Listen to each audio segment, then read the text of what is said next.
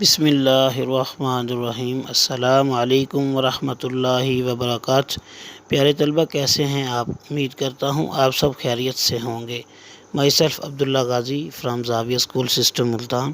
بیٹا آج ہم انشاءاللہ لیکچر نمبر 13 میں جو ہماری نظم ہے دریا کی کہانی، جس کے شاعر ڈاکٹر محمد صالح طاہر ہیں، یہ دریا کی کہانی جو اس کا مرکزی خیال ہے وہ ہم پڑھیں گے۔ تو بیٹا سب سے پہلے ہمیں یہ بات سمجھنے کی ضرورت ہے کہ مرکزی کیا خیال ہوتا کیا ہے، ٹھیک ہے؟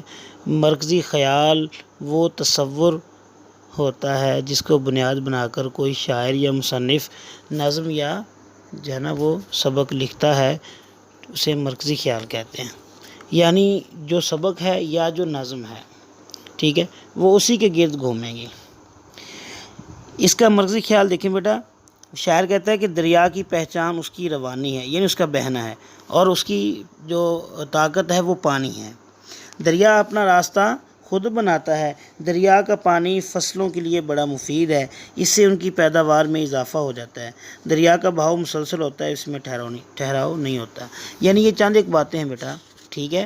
اسی کے متعلق جو ہے نا وہ نظم کا جو مرکزی خیال ہے وہ اسی کے گرد گھومتا ہے، اور ساری نظم اسی بات پہ ہے کہ اس میں جو ہے نا وہ جو باتیں شاعر بتانا چاہ رہا ہے۔ اچھا بیٹا، آپ نے اس میں جو ہے نا وہ یہ مرکزی خیال آپ نے ہوم ورک کے طور پر لکھنا ہے، یہی آپ کی ڈائری ہے اور یہی آپ کا لیکچر ہے۔ خوش رہیں آباد رہیں، اللہ آپ کا حامی و ناصر ہو۔ السلام علیکم ورحمۃ اللہ وبرکاتہ۔